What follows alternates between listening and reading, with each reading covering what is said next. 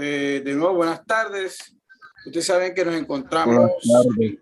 en el segundo taller, ¿verdad? El segundo taller que se llama Tradiciones de los Tupes Coyaimas. Acuérdense que estamos trabajando la formación virtual de la danza indígena de la chicha. Entonces, para nosotros es importante que todos ustedes presten atención y de alguna u otra forma estén conectados, porque esto es importante. Esto es una base como preámbulo para que ustedes cuando estén haciendo el montaje conozcan parte de las historias, de dónde provienen la danza de Tupes Coyaimas, sus tradiciones, su cultura, su historia, y por eso es importante estos talleres que son antes de usted hacer los montajes y por supuesto antes también de hacer la explicación del diseño y elaboración de la vestimenta, que son otros talleres los cuales vamos a trabajar próximamente. Así que le doy a ustedes la bienvenida a todos. Gracias por conectarse. Hay 14 personas conectadas. Qué bueno, qué chévere. Entonces, empezamos dándole una vez más el agradecimiento al Ministerio de Cultura, porque es el Ministerio de Cultura a través de la Fundación FUNCEDI quien desarrolla estos talleres que son sumamente importantes para el municipio, para el corregimiento de Las Palmitas del municipio de La Jagua. Son ustedes, pues, quienes están recibiendo en esta tarde este taller, que es el número 2, gracias, como vuelvo y digo, al apoyo del Ministerio de Cultura, especialmente el programa de concertación nacional. En este taller número 2 vamos a trabajar las tradiciones de los Tupes Coyaimas. ¿Oyeron? Es importante. Entonces empezamos. Enaca significa gente verdadera en el lenguaje de los Tupes Coyaimas o Chimila.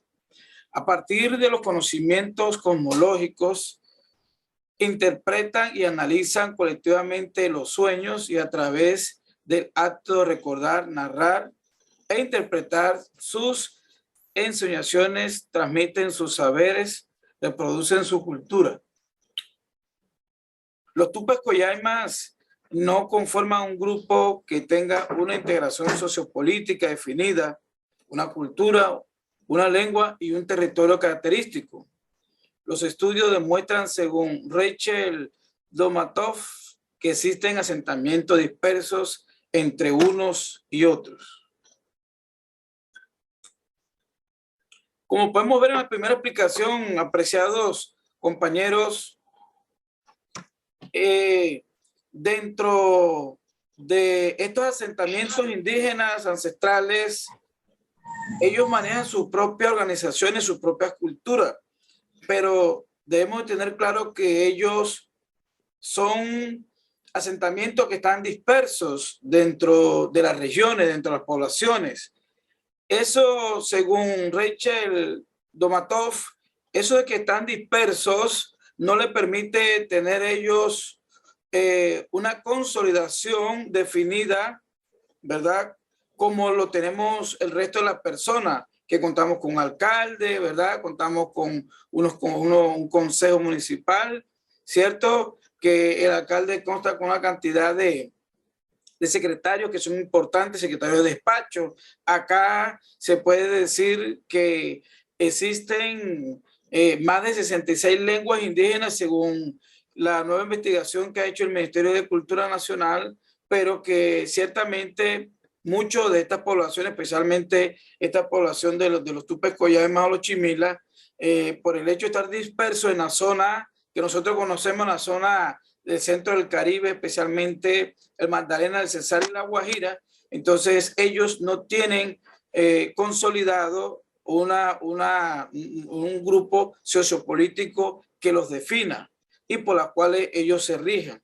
Quiere decir que de alguna u otra forma ellos manejan sus propias decisiones, ellos son los que a través de las personas mayores que tienen mayores conocimientos son sus guías y son sus líderes. Entonces quiero que todo eso lo tengan presente, ¿oyeron?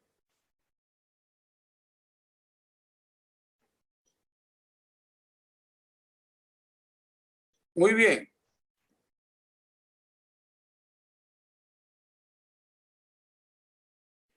La autoridad tradicional del pueblo Etne Enaka Tupes Collaima la representa Penarigüe, instancia encargada de guiar espiritual y políticamente al pueblo de acuerdo a la ley propia.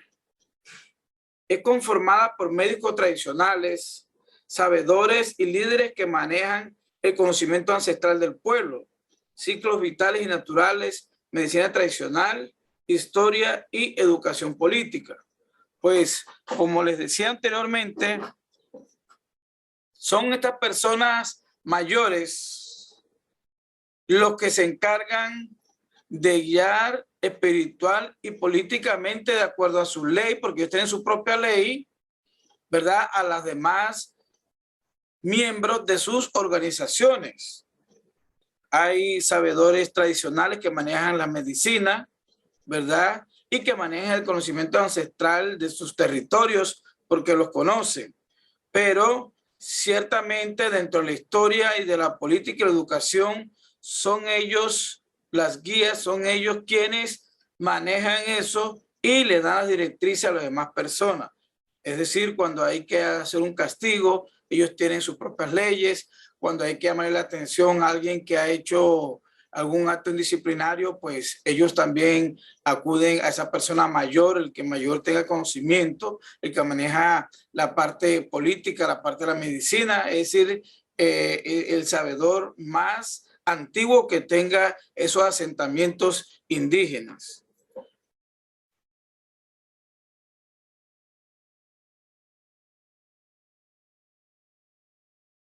Dentro de la producción económica de los Tupes Collaima, está sustentada en la horticultura, la cacería y la pesca, complementada con la cría de animales y aves domésticos.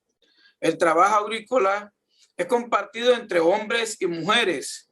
Los primeros se encargan de efectuar las actividades de tumba, quema, siembra y limpieza, mientras las mujeres se encargan de la recolección. Además, elaboran productos artesanales como mochilas y hamacas, pero la actividad principal de los indígenas es el asalariado. Como ustedes pueden observar, la agricultura es sumamente importante dentro de su economía.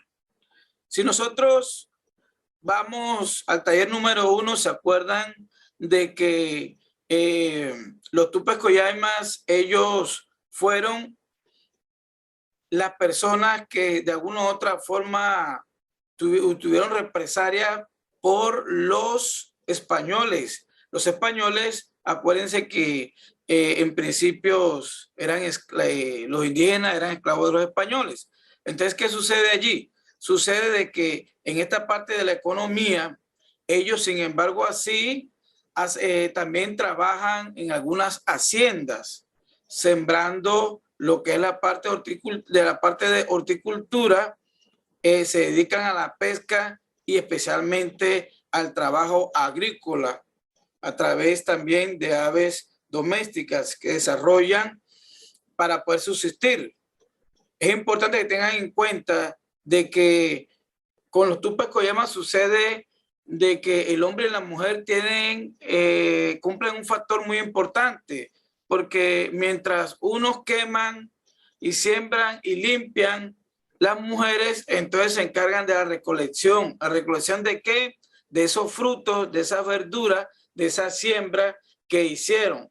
Pero también acuérdense que hacen trabajos artesanales, como el profesor Danilo les decía ayer, lo que tiene que ver con las mochilas, las hamacas principalmente, ¿verdad? Entonces, todo esto es importante para que lo tengamos en cuenta. Como podemos ver a continuación, vemos unos indios acá, sí, la casa de los Collaimas. Miren, la casa, o sea, como ellos a través de sus herramientas, ¿verdad? Pueden utilizarlo para hacer cacería de esos animales con los que ellos también se alimentan. Acuérdense que con esas plumas que ellos cogen de los animales también hacen lo que tiene que ver con su vestimenta, que es importante. Y en esta segunda foto ya vemos a un indio Coyaima, si se dan cuenta con la flecha, ¿cierto, profesor Danilo? Esta es la flecha de caña, ¿cierto? Sí, señor.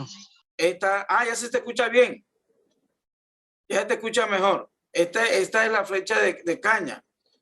Y en la segunda imagen podemos entonces mirar en la parte de la economía. Miren, por ejemplo, aquí vemos a estos tupes coyaimas montados en los animales que lo transportan cuando ellos salen del trabajo de las haciendas que se dirigen, por supuesto, a sus territorios o lugares de asentamiento. Y aquí vemos, por decirlo así, a un maestro ancestral, mire, el más antiguo, con un niñito, ¿verdad? En una hamaca que ellos mismos construyen. Es importante que todo esto lo tengamos presente para que al momento del montaje nosotros vivamos más y podamos meternos más en el cuento. Profesor Danilo, de acuerdo a esta explicación, usted también puede dar su punto de vista general. Escuchamos también algunas inquietudes de los muchachos. Adelante.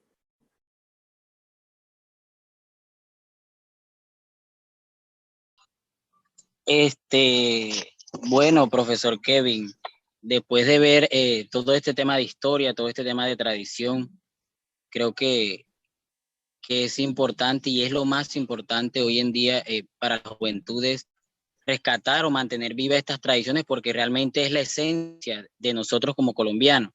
Lo que usted nos está mostrando en la diapositiva hace parte de una historia, de una tradición que no hay que dejar perder por el modernismo. Lo estoy hablando desde el punto de vista moderno de hoy en día, por no descentralizarnos del tema que es tradicional.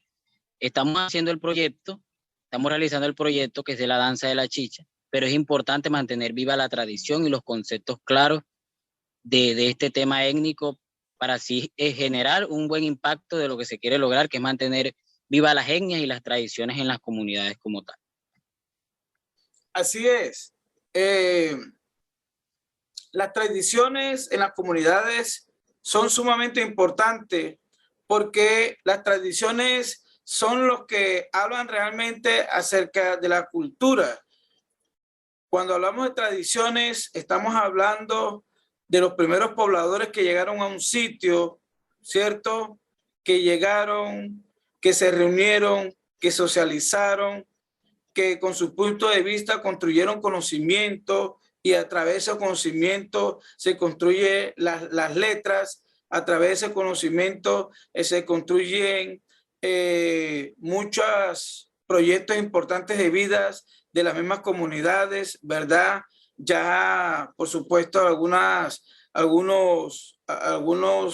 miembros de la sociedad lo que hacen es que algunos cogen por la parte política, otra por la parte de la medicina tradicional, otros, por supuesto, son los que hacen los rituales con las danzas, con los bailes, otros son los que escriben poesías, y así sucesivamente se van como organizando poco a poco. Por eso es importante de que a medida que se avance, se puede avanzar en la cultura, se puede dinamizar, entendiendo en cambio que la cultura es cambiante en el sentido de que la cultura puede estar determinada en un sitio, pero puede ser cambiada inclusive por situaciones que se presenten, ¿verdad? Inclusive la misma naturaleza, Danilo, puede cambiar la cultura de un territorio.